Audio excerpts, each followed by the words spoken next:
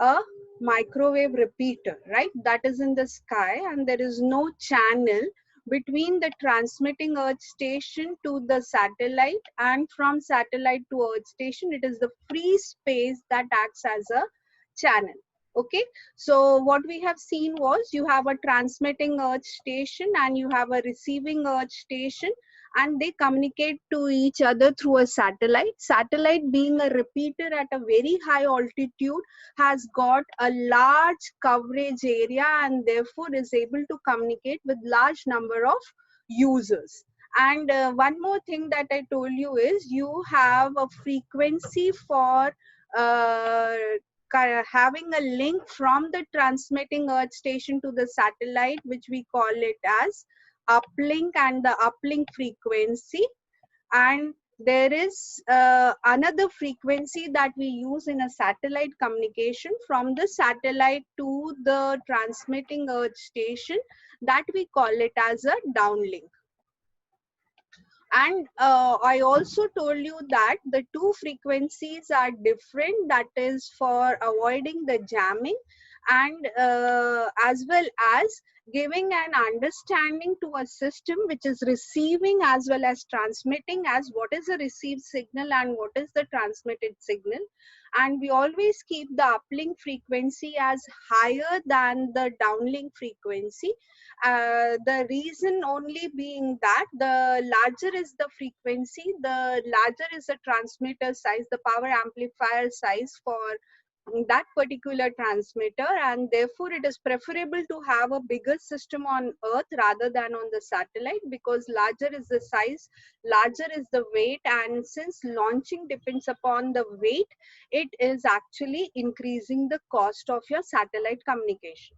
That is the only reason why we keep uplink as higher and downlink as lower. They could be interchanged, but there is a reason why we keep uplink and downlink as different.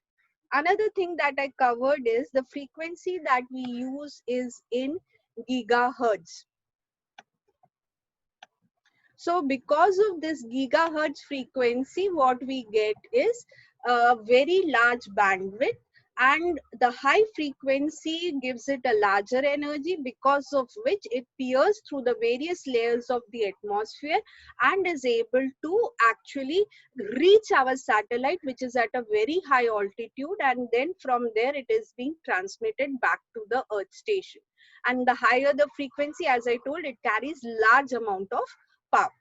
Okay, and one more thing is the higher the frequency, the more directional communication you can have, because you all of us must be aware that the beam width of antenna depends upon the frequency that it is transmitting, and larger is the frequency, the thinner is the beam width, and more directional communication we can have.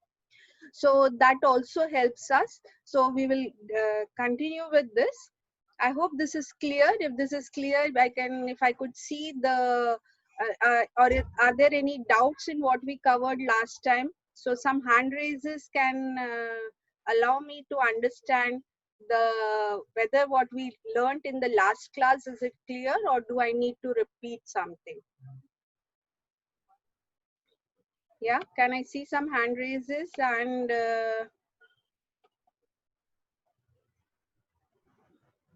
have I given those rights, Rashmita?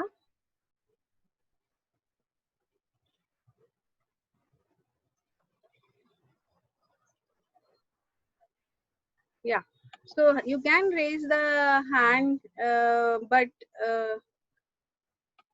is it clear or not? How do I understand?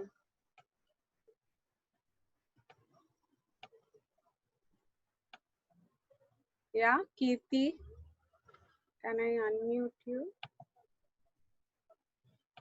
Can you unmute yourself, Kirti? Yeah, Kirti, Yes, ma'am. Yes. you It's understood? clear now, ma'am. It's clear what we did Yes, ma'am. last time? Thank you for the repeating. Yeah, okay, Yes, ma'am. okay. So let's proceed. Okay. So how does the satellite work? The satellite works, it has got two stations on the earth who want to communicate through a radio broadcast, but are too far away to use the conventional means. And the two stations can use a satellite as a relay relay station for their communication. One is Earth station sends the transmission. This is called uplink, and the other, which the satellite transponder, converts the signal and sends it down. So when I say converts, the important thing that we need to understand is what is the function of a satellite is not just receive a signal and send it back to the receiving Earth station, but what it has to do is convert it into a downlink frequency. So basically the satellite does the function of receiving the signal, doing the 3R operations, as we call reshape, retime, and reamplify, so that it is into a form, or to enhance its signal to noise ratio, converts it into a downlink frequency that is to be sent down to the Earth, and then sends it to the receiving Earth station. So it is just not a passive device which is just acting as a reflector to receive a signal and send it to the Earth station, but what it is doing is it is receiving the signal, doing the 3R operations, converting the frequency, and then sending it to the receiving Earth station, so that since it is the only node which is actually amplifying the signal, it is important that we enhance the signal to noise ratio at this point, and that will ensure that the signal reaches the receiving Earth station in a form that the information can be retrieved from it. Yeah. So we also discussed about the advantages of satellite communication over terrestrial communication.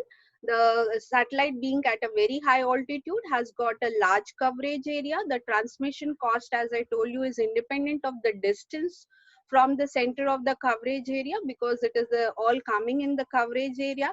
The satellite to satellite communication is very precise, because I told you that day that how a satellite, one Earth station communicates with the other Earth station using a satellite is either it is point to point, that is from an Earth station to satellite, from satellite to the receiving Earth station, or it is an inter-satellite, that one Earth station sends to a satellite, satellite sends to the other Earth station, and then it is received by the destination Earth station.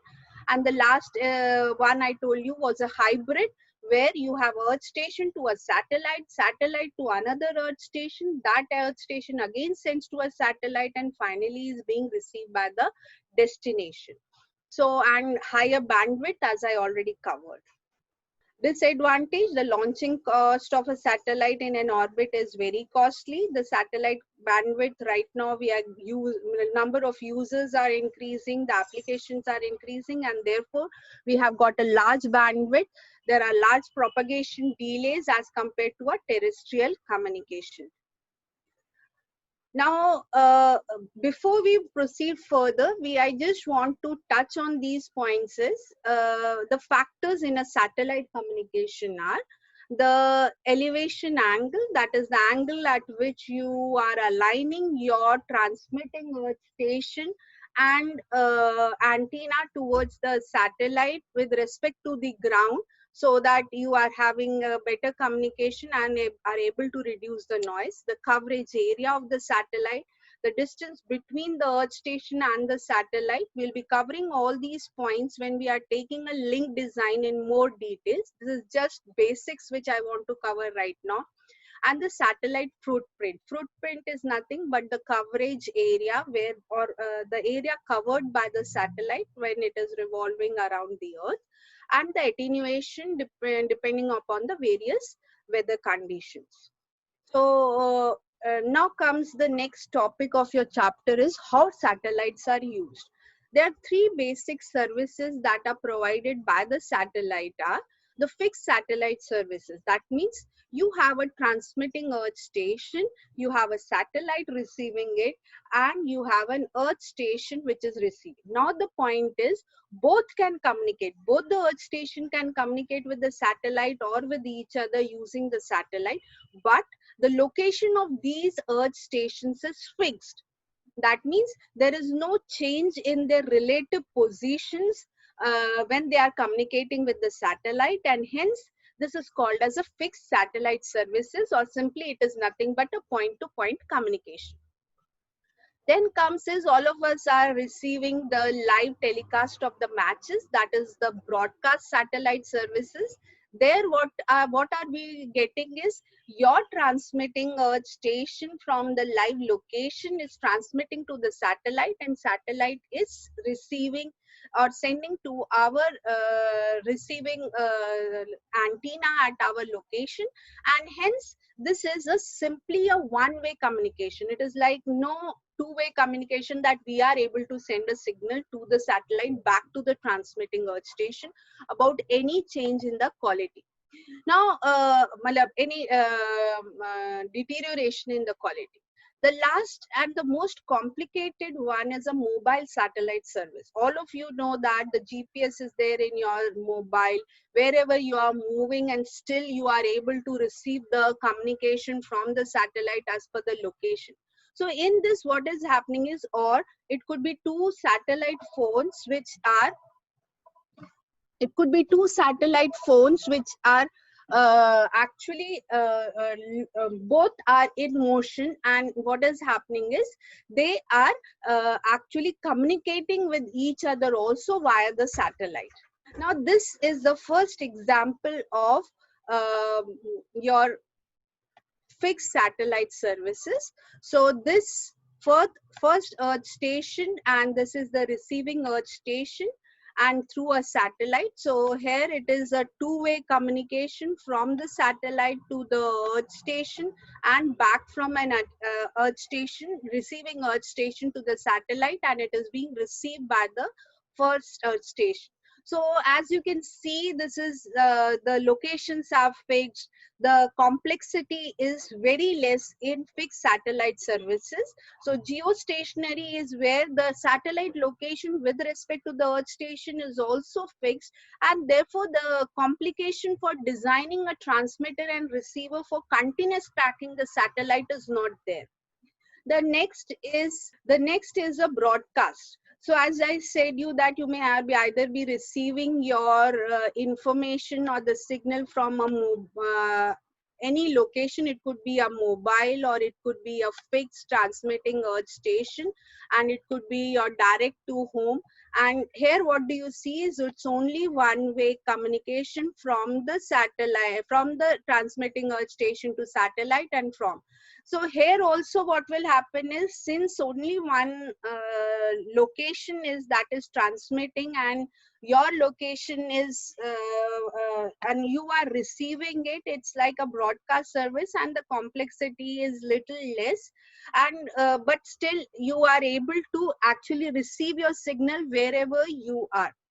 Now coming to the last is the mobile satellite services. Here what I have tried to show is that when I say mobile, it is not necessarily that I'm talking about a receiving earth station from the, or a transmitting and a receiving earth station from the on the land, but it could be even in the sea, or it could be your aeroplanes, which I could not draw. So it could be like an aeroplane in the air, like they are receiving the navigation signals, right? All of us have seen them. Our recently that Rafale came, and what was shown on the TV, that the Rafale planes received, the last communication was through a ship, navigation ship in the sea, saying that welcome, right?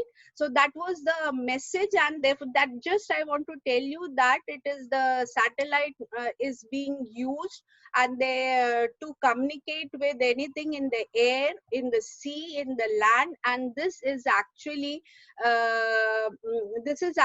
telling you that definitely this system, which is giving a mobility to communicate with the satellite wherever you are.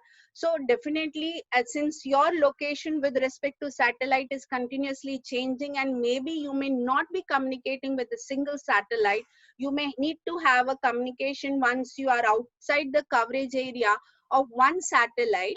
You need to start communicating with the next satellite. That is, the handshakes have to be there, so that you have a continuous communication with the required receiving earth station. So here it has also shown that not only mobile devices are communicating with each other, but also it could be any fixed earth station also communicating with the mobile devices. So that definitely has increased the complexity, and this complexity will actually be requiring lot of design concepts, so that you have not only a continuous communication, but is also there is a provision for handshakes, no drop in signals, because you know that when the data rates is high, the amount of information that you are sending is also very large. Even losing a communication for few seconds is actually amounting to large amount of data, and especially during the daytime, when you can say that all the systems are working and continuously there is an exchange of data and other information, you cannot afford. So there has to be a care taken that all the communications are there, and for that definitely there is a complexity increase in the design, which will come to what I have talked in the beginning as design. So those things actually change for these kind of services that we are actually seeing.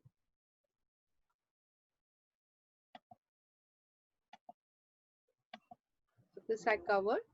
Now coming to bands. So what are the bands? Bands are nothing but the frequencies that we are I wanted to show you first is, so it's not that the same band we will be using for fixed services, mobile services, or broadcasting services. We have actually specific band reserved for a specific service, so that there is no interference between the one band communication with the other band. So as you can clearly see that the bands basically used for satellite communications are actually listed on your screen along with the frequency range, and the services or the applications that they are basically used for. So L band is for the mobile services, your S band, which is 2 to 4 gigahertz, which is for again for the mobile satellite services. The C band, that is 4 to 8 gigahertz, is for fixed satellite services. X band 8 to 12.5 gigahertz, that is again for fixed satellite services, which are, say, you may be using it for military, terrestrial exploration, meteorological satellites. Ku band is both for your fixed satellite services and broadcast satellite services. K band is for broadcast satellite services and free satellite fixed satellite services, and Ka band for the FSS, that is fixed. So basically this is just to have a clarity, and this is like international standards which are being practiced, so that that is why you are able to receive the signal, right? You are not only watching the channels being transmitted or basically broadcasted by the Indian TV channels, but also you are able to receive it, because there is a fixed band for these services and all are sticking to that, and therefore the one set box which or one system that has been set up is able to actually communicate with all the systems anywhere in the world. Why I specially chose C and K band to be shown with what are the uses for it is, this is just because all the problems that we'll be solving will be on the C band and the Ku band. C band uses 6 gigahertz for the uplink and 4 gigahertz for the downlink, and this has a large, because the frequency is smaller, it has got a larger antenna. You know that there is a relation between your dimensions of an antenna and the frequency that you are transmitting. So it has got a large antenna size, but it has got low rain attenuation, because these antennas are able to actually overcome those attenuation because of the rain, because of their design, and they are used for the TV receptions. Now coming to the Ku band, they are the 12, 14 gigahertz. That is 12 is for the uplink and 14 gigahertz is for the downlink. Definitely the frequency has increased. It has got a this smaller size. High gain is there with the frequency. There is problems that we are receiving because of the, say, rain, snow and the ice, and the remote TV broadcasting, that is your Tata Sky and other broadcasting services. Now, why I wanted to show you this before the next slide is what does the first thing is what is it? It is the live telecast or live tracking data. So I just want to go to the live data. I'll just stop sharing this. You yourself can also go. So what I have done is just go to Google. You can we have our ISRO has got lot of satellites, and we can clearly see what they are tracking, which part of the world right now they are. So I have simply typed in Google GSAT 7 tracking and click.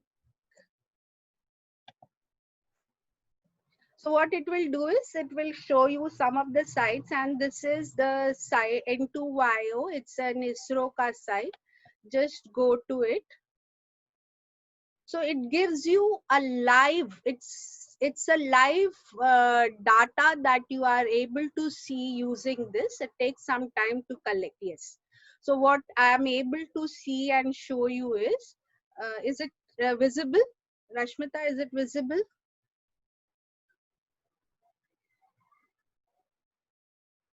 Yes. Yeah, it's visible. So what you are seeing is, I'll just slightly now it's more clear. So what you see is this is the orbiter, this is where what your satellite will be covering, this is what it will be covering. Now I talked about footprint. So see, live footprint, this is the area right now, this is the position of the satellite in Sat 7, right? INSAT, you know, it's the Indian satellites, right? So INSAT 7, and this is what is the area it is right now covering. And then this is what will be there, means whatever you see in light will be covered by the satellite, and this dark will be not be covered by the satellite. And one more important thing that I want to show you is, along with that, on the right side, there are certain things that, see, one more thing, it says that the satellite is in the daylight, right? It is in the daylight. That simply means that it is able to generate its own power, and on that power all the functionalities are working. Along with that, you see certain terminologies which are used, which you may not be aware. We'll be discussing that. The latitude, longitude, definitely it's the location of that satellite. Altitude, the height at which, see, 35,800. What does it mean? It's in a geostationary orbit, right? It's in kilometer. So that itself tells, we can find out more satellites of ISRO, and we can find out what is the altitude that it is. Then the speed, right? This speed number you can simply remember. We'll prove this when we are doing the numericals. The speed is 3.07 kilometers per second. And then azimuth, I'll come to these. Elevation, what it is, right accession, declination, local sidereal time. All this is some information that you see. Along with that, the current location that which you see is the, along with the IP address. This is the sub-satellite point, that is a point on the satellite which you see this, right? So this is what will be the coverage area. India, can you see? This is India, which this satellite is communicating with. So what is the satellite period? That is 1437 minutes. So that is what is important for us to understand how a satellite works. You can also see this was I have shown. Can you see this new I've changed the, this is for GSAT 17. What I was showing you was G7. हाँ, तो अब यहाँ पे आप देख सकते हो satellite पहले क्या था, यहाँ ये लोकेशन पे था, ये न्यू लोकेशन, ये GSAT 17 है, right? Is it visible, Rashmita? Yes. So I just want to show you that there are multiple satellites, and if we know their names, and we can actually be tracking them, and yes, thank you. So we can actually be able to understand and visualize. So satellite communication is something why I find it more interesting is I can show you what is going on, because there is lot of information. When the way we have started with GIS, today what we'll do is we'll be actually be capturing the real data. And then last time I gave you a data set. For today I'm not going to give you a data set, but today we'll capture the actual satellite data and then start processing on it. So that is what why I find this subject is, because I'm not talking about something which is not existing. I'm talking about something which is actually there. Anyone can go and verify of what I'm saying. Okay, so basically all of us in recent years, what has formed this ISRO has done such a wonderful job that all of us have got actually connected with satellite communication more as compared. Even what we find is there is lot of business that even as a communication engineer, you will find that as a satellite person who is able to analyze this data and give the information, there are a lot of job opportunities.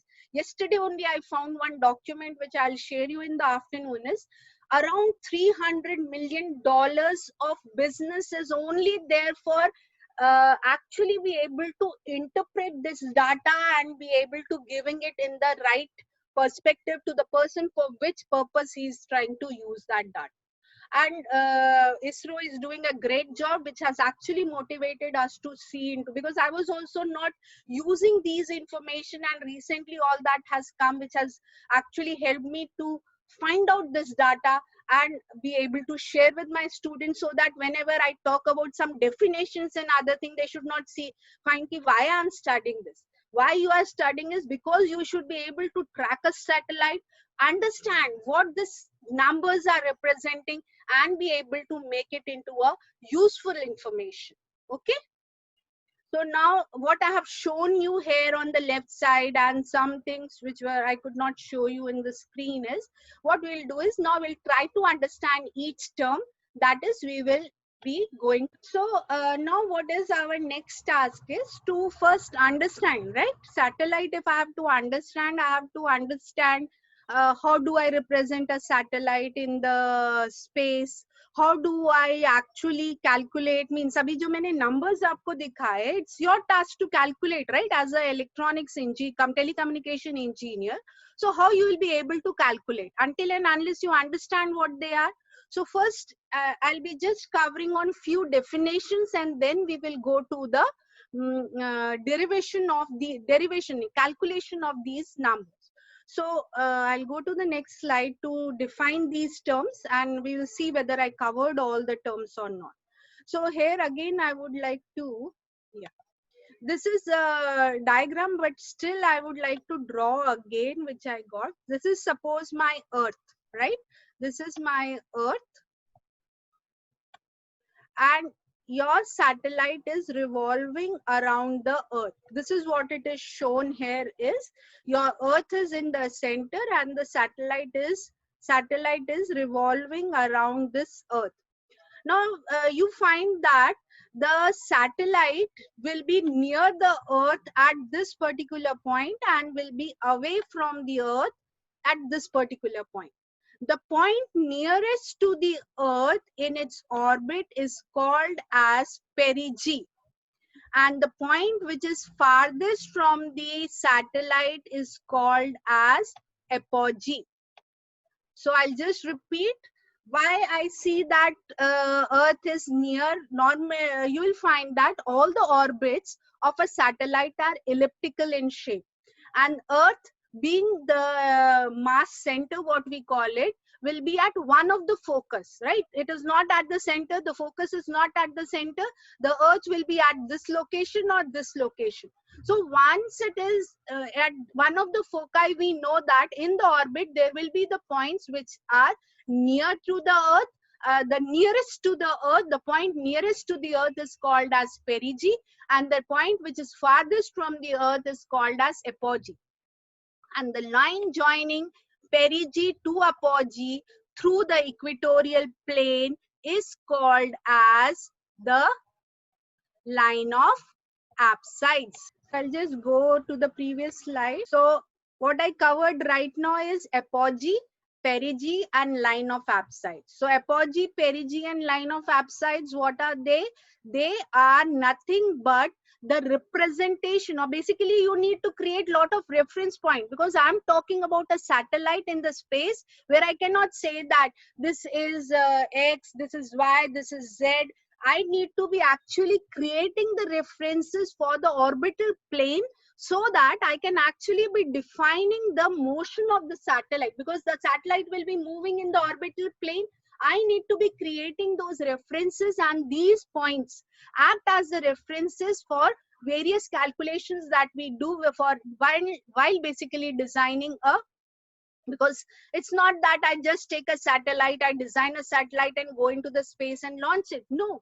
When I'm designing a satellite with respect to the weight, with respect to the speed it will be, at what altitude, what is the time period, all these calculations have to be done to be actually having a satellite which is actually basically being controlled. Otherwise what will happen is I don't know what is its path, where it will be. Do you remember that when in mission Mangal, what they knew for 30 minutes they are actually not going to have a communication contact, because that was called as a black period, when the satellite went, Mangalyaan went behind the Mars, right? So all these calculation, it should not be that I have lost a communication contact. I should be knowing that dark patches when I'll not be able to calculate what will be the location. All these are very important, and for that we need to create those references, and for that every plane of an orbit we need to define these points. So what is an apogee? Apogee is a point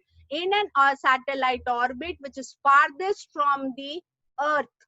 Perigee is the point in the orbit which is nearest to the Earth. The line joining the perigee with the apogee through the center of the Earth is called as line of apsides. Now, one more thing that you can see in this is, this is an orbit, right? This is an orbital plane, and this is an equatorial plane. What is an equatorial plane?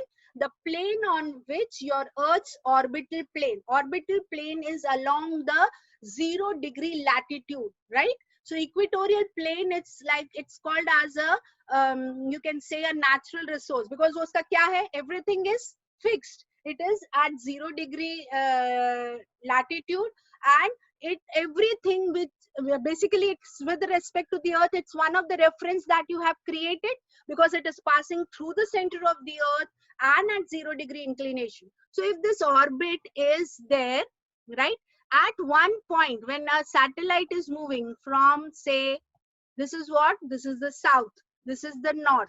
When a satellite is moving from south to the north, it is actually intersecting this orbital plane at this point, and this is called as ascending node. Ascending node. And similarly, when the moving from the north to the south, it is intersecting your orbital plane at a point which we call it as descending node. The line joining ascending and descending node is called as line of nodes in the equatorial plane. वो कहाँ पे था आपका line of apsides? Line of apsides was in the orbital plane. This line of nodes is in the equatorial plane. So I repeat again. What I'm talking about is, I'm talking about three next terms: ascending node, descending node, and line of nodes. The satellite is moving in the orbit. When the satellite intersects the equatorial plane, moving from south to the north, the point of intersection is called as ascending node. When the satellite is revolving around the Earth and intersects the equatorial plane, moving from the north to the south, the point of intersection is called as descending node. The descending node is, the line joining descending node and the ascending node along the equatorial plane, that is through the center of the Earth, is called as line of nodes. Now what we have is the next two terms, prograde and retrograde. Now suppose you are just, do you remember sometimes while playing also we used to be having or you can just visualize also, if you try to tie a thread to a stone and start revolving in the air, right? So what will happen is it will simply form a circle, right? Your position is fixed, it will simply form a circle. And once you, after revolving it for some time, if you leave that thread, what will happen is, will it move in the direction of motion or will it move opposite to the direction of motion in which you are revolving? Can anyone answer this question to me? It Yeah, will move in the direction of the motion, like correct, perpendicular. correct, correct. So a tangential, right? Tangential, what we call, right? Yeah, Yeah, okay, yeah. very good. Now point is, suppose I want it to move in a direction, of course tangential, but opposite to the direction. What do I need to do, or what will be the problem, or what I have to do? Yes, someone else can raise their hand, then we can come to this point. Is my question clear? I'm revolving at certain speed. I leave it as what was your name? Roll number 73. Yeah. So as he said, you will be the thread will be moving tangential and in the direction. Now my question is, if I want that the stone should go opposite to the direction of my motion, what should I do? Given you the permission to Ma'am, answer. one thing we can do. Am I audible, ma'am? Yeah, you are audible. Ma'am, one thing we can do is that rotate the thread anti-clockwise so that it will go tangential but in opposite direction. Right, but to move it in the opposite direction, मतलब करने के लिए आपको क्या करना पड़ेगा? Will there be any effort required? I'm actually moving in say anti-clockwise direction. अब मुझे उसको clockwise में भेजने का, तो क्या होगा? Anti-clockwise में हाँ, ma'am, there will be some effort which will be needed because What will be that effort for? It will be like we will have to apply the force equal and opposite to the direction. Like currently it's anti-clockwise, tangential. So we'll have to first apply force to make it stop. That's force one, and force two will be to make it move in the direction opposite to it. So two efforts will be required. Very good.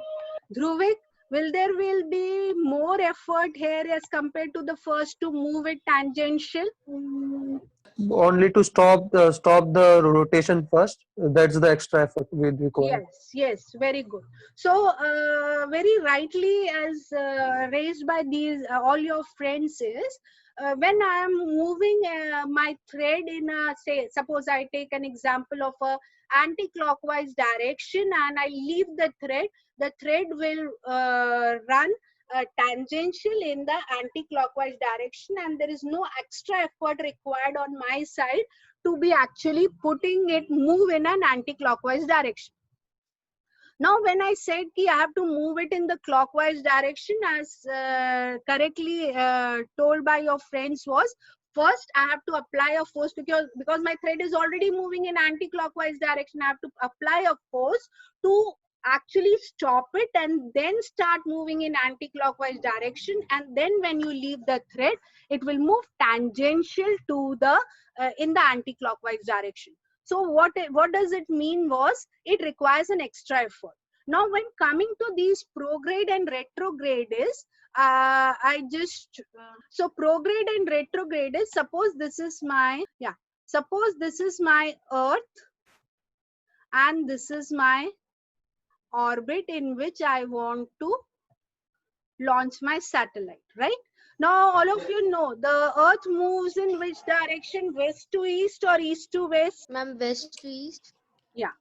So what happens is, because of that, if I have to launch my satellite in the same orientation, that is from the west to east into my orbital plane, what happens is, I don't have to put any extra effort, because the rotation of the earth on its axis is actually providing a momentum to my satellite. and therefore there is lot of saving on the fuel, and to make the satellite obtain the required velocity to be actually reaching its orbit. So that we call it as a prograde, means a satellite revolving in the same direction as that of the Earth's rotation, where it takes energy from the Earth's rotation and hence requires lesser fuel for actually attaining the velocity, which we call it as an escape velocity, to be actually reaching the altitude where it has to be actually placed. Retrograde, as we have seen, it's a case opposite. When you want to have a satellite revolving in a direction opposite to the rotation of the Earth on its axis, you need not lot of more fuel first to overcome the velocity given to a satellite or a launcher because of the rotation of the Earth on its axis, and hence requires more fuel for it to first overcome that, that is balance that, and then give it the required velocity to be actually to be attained so that it is staying in its orbit. So what we are doing now is we are discussing about the different parts of a satellite communication. The first part is called as the ground segment. The ground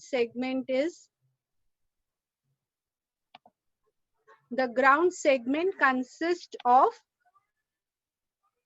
the transmitting and receiving earth station, the control station, and the coverage area. Now when it comes to the second part of it is called as the space segment. The space segment consists of satellite, the type of satellite, which will depend upon the type of service that it is providing. Suppose it has to only sense various parameters in the space, as the particles in the space, or even only send images to the Earth. So accordingly, it will have a, depending upon the service that it is expected, that is forming one part of the space segment. And the second part is the orbit. The orbit could be depending upon the altitude, depending upon the type of service. You will be defining the orbits as low, medium, or geostationary orbit, or inclined orbit, polar orbits. So these are the two parts of the space segment, because I will be using these terms. So it is important that any service, when you are designing, basically whether it is FSS, MSS, or BSS, that is broadcast satellite services, every service is basically focusing on the ground segment, how the ground segment will be and how the space segment will be. So when they are talking about the ground segment, they are talking about the type of earth station, the type of control system, the type of receiving station, the transmitting station, the receiving station, and the coverage area that the satellite has to actually communicate with, that are comprising of the ground station. And when we are talking about the space segment, it is talking about the type of service the satellite has to provide, along with the 3R operation and the frequency conversions. It has to actually also look into what will be the orbit, what will be the velocity, right? When I say what will be the velocity, it is important to note that when I say a satellite is revolving in the orbit, it is like you have made a road and on which you ask the satellite to revolve. No, it is like something, orbit is nothing but a path that the satellite takes by balancing of the energies.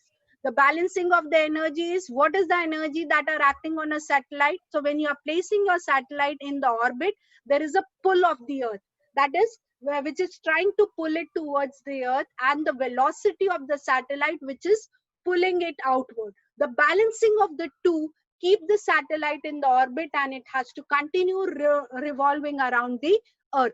So the balancing word which I used was to actually keep the satellite in the orbit. It's not like you just make a road, and the way we are moving on the land is you have a road and your vehicle moves on a road. That is not a case.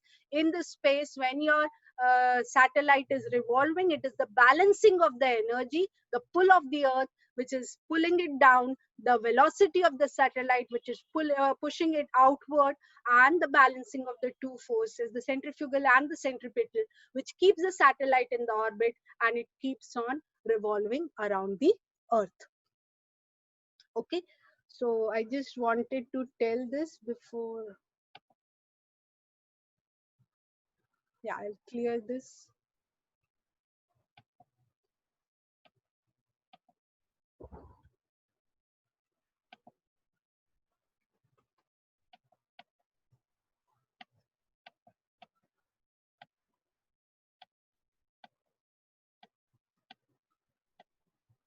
Yeah, so this much we have covered. Yeah, in this.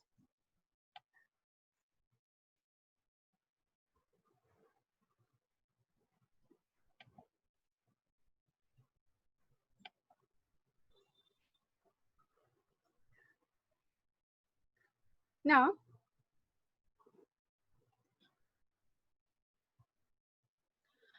the next term is argument of perigee. Now, perigee is what? The point nearest to the earth on the orbital plane, and and the argument of perigee is the angle between the line of nodes to the line intersecting the center of the earth and the perigee, measured in the from the east to the west in the equatorial plane, sorry, in the orbital plane, right? So what I'm talking about, argument of perigee. Argument of perigee is represented by omega, and it is the angle between the line of nodes and the point of perigee. If suppose my perigee is here, suppose I just, for an example, I'm saying my perigee is here, the argument of perigee will be moving from the line of nodes to the line joining the point of perigee, measured from the east to the west, right? Is it clear?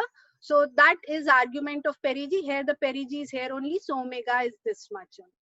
Okay, the next is your RAN. Now, what does a RAN means is, first thing is,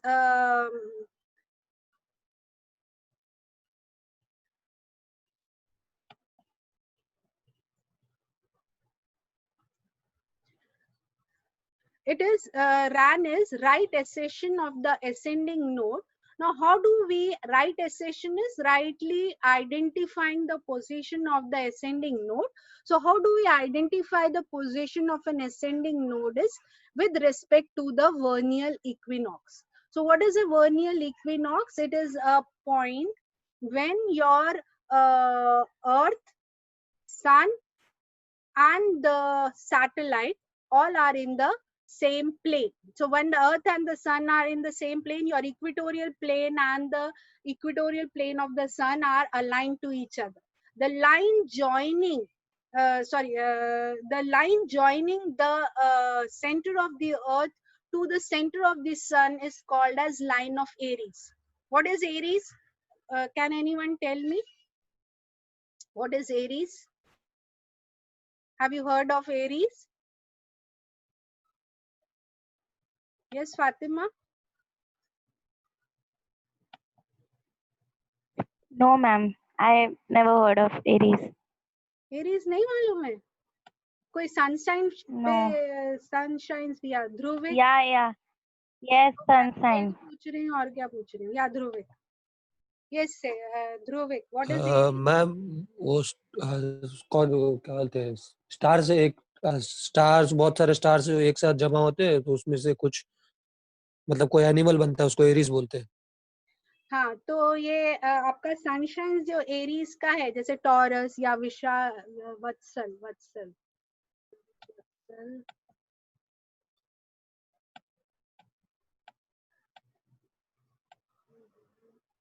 not find you. Yeah, ध्रुविक. Vatsal, I cannot find you.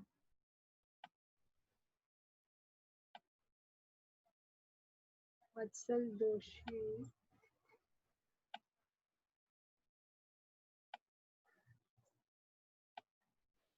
Yeah.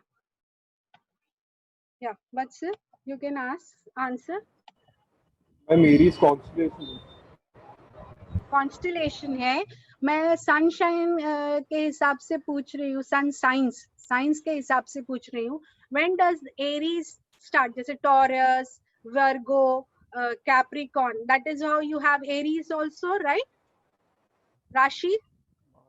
तो मुझे आप बता सकते हैं when does this Aries start?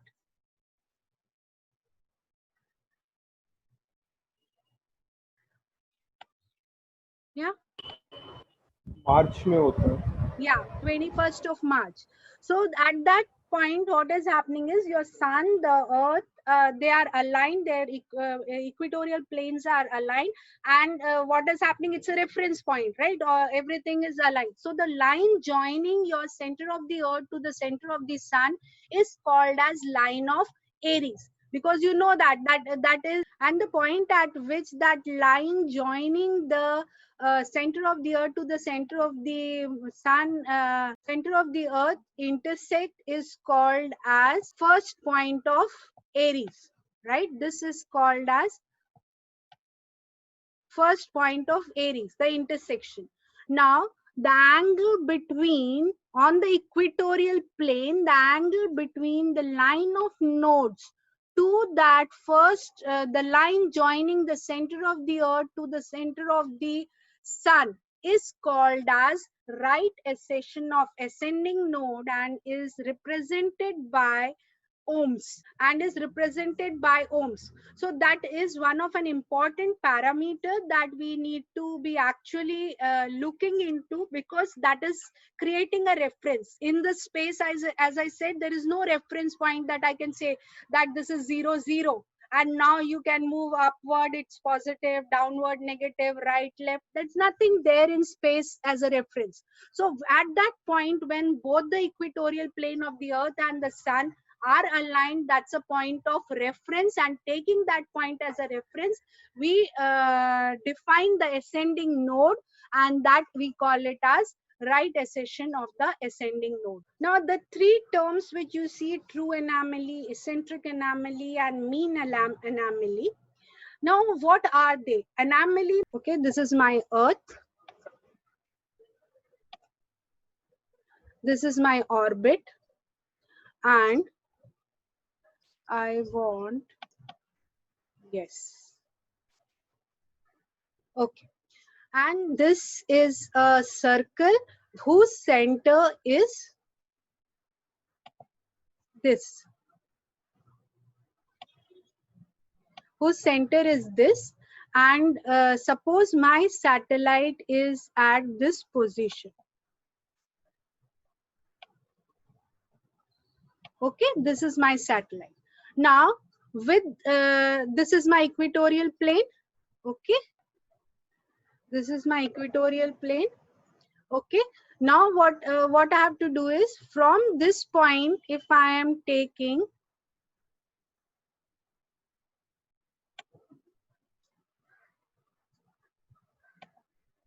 okay this angle, right, this is what is with respect to an equatorial plane, the exact location of the satellite, that is called as a true anomaly and is represented by your true anomaly is represented by mu.